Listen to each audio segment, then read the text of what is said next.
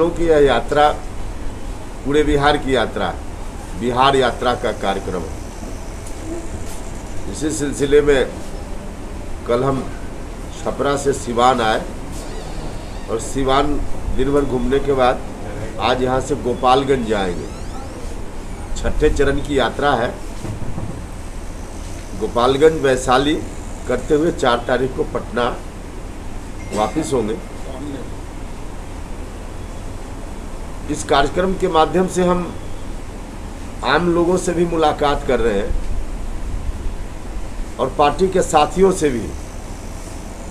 कई जगह कोरोना के कारण जो परिवार तंग तबाह हुआ है,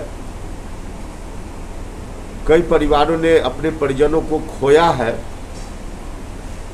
उनमें से कुछ परिवार के लोगों से मुलाकात, क्योंकि व्यवहारिक दृष्टि से जितना संभव है उतना ही कर पाएंगे। घटना तो बहुत हुई होगी इस जिला में भी, बाकी जिला में भी, लेकिन उनमें से कुछ जगह हम जा रहे हैं। कल भी सिवान में भी कुछ जगह गए। माननीय मुख्यमंत्री जी ने ऐलान किया, जब कोरोना का संकट आया दूसरी लहर के रूप में, तो 4 लाख रुपया कोरोना के कारण किसी का डेथ होता है उसके परिवार को राज्य की सरकार देगी, इस बात का ऐलान किया।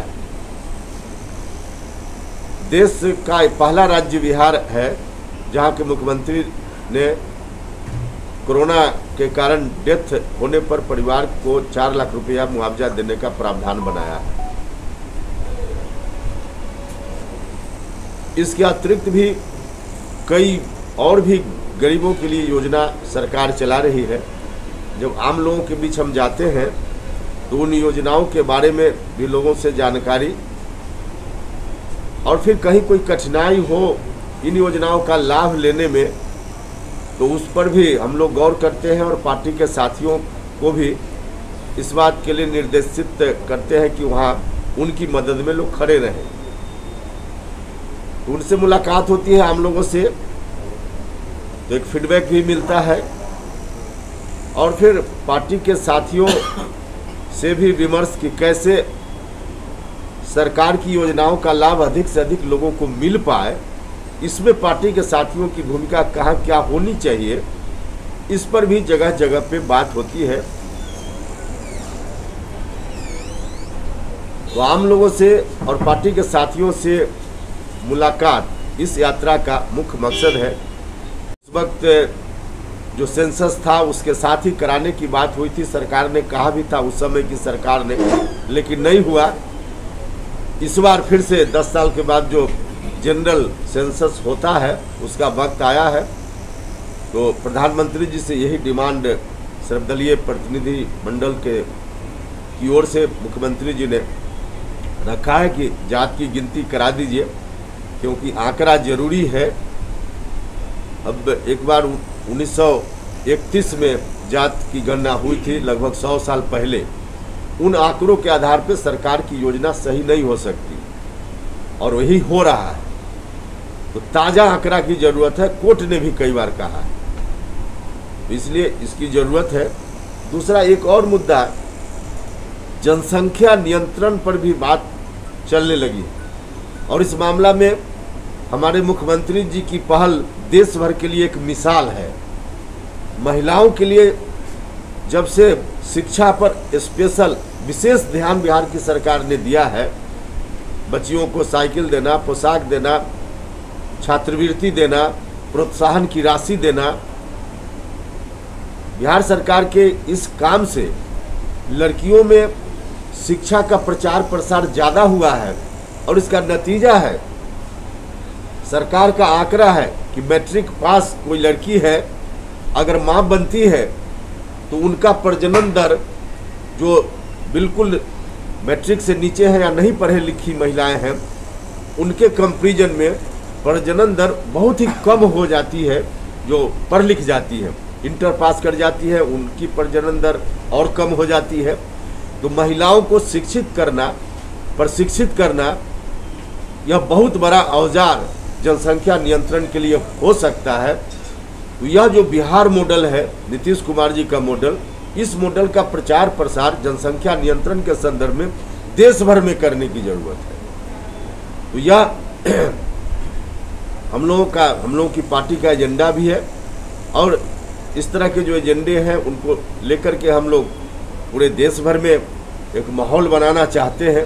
पार्टी की कोशिश है कि देश भर में माहौल बने ताकि देश भी अच्छा से अच्छा हो सके और बिहार भी अच्छा से अच्छा हो सके। तो मुख्य मकसद यात्रा का यही है। अब कोई सवाल हो, और बाकी सब नेता लोग हैं, आप परिचित होंगे ही। श्री भगवान सिंह कुशवाहा जी हैं, पूर्व मंत्री, डॉक्टर रणविजय सिंह जी हैं, पूर्व विधायक, और बाकी तो आपके जिला के ही लोग हैं। तो हाँ, सीपी सिन्हा जी हैं नेता।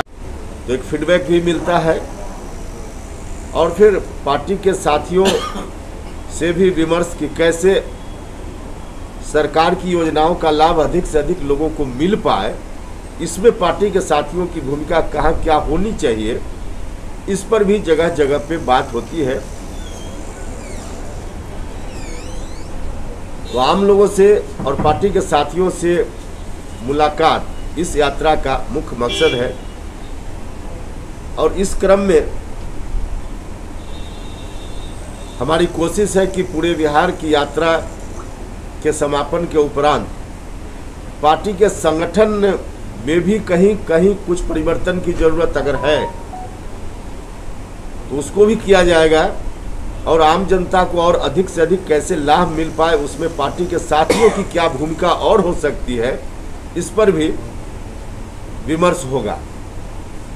और तमाम एक्सरसाइज के पीछे दो मकसद है, एक सरकार की योजनाओं का लाभ गरीबों को मिले और दूसरा जनता दल यूनाइटेड को फिर से नंबर 1 की पार्टी बिहार में बनाया जा सके। मकसद यही है। जब से हमने यात्रा की शुरुआत की तब से कई बहुत महत्वपूर्ण मुद्दे भी हमारे सामने आए हैं, जिसमें जातीय जनगणना वाला एक सवाल है। मुख्यमंत्री जी ने स्वयं पहल की, प्रधानमंत्री जी से जाकर उन्होंने मुलाकात की सर्वदलीय डेलीगेशन के साथ। इस मामला में बिहार का सभी दल सर्वसम्मत से जातीय जनगणना के पक्ष में सभी दल है। और न सिर्फ बिहार बल्कि देश भर में किसी भी राज्य में चले जाइए, कोई भी पार्टी इस इशू के खिलाफ में नहीं है, सब लोग पक्ष में है। पक्ष में होना स्वाभाविक भी है क्योंकि जातीय गणना से सबका फायदा होने वाला है, चाहे ऊंची जात के लोग हों, ओबीसी के लोग हों, अति पिछड़ा हो, माइनॉरिटी के लोग हैं उसमें भी पिछड़े अति पिछड़े हैं, फिर दलित महादलित समाज के लोग हों, सबका फायदा है। तो सबका फायदा है, इसलिए यह काम जरूरी है।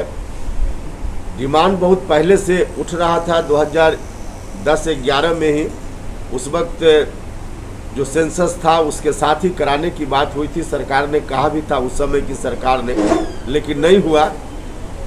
इस बार फिर से 10 साल के बाद जो जनरल पिछड़े हैं, दोनों तरफ है, तो दोनों तरफ आरोप है, तो दोनों तरफ के लोग कन्फ्यूजन में हैं।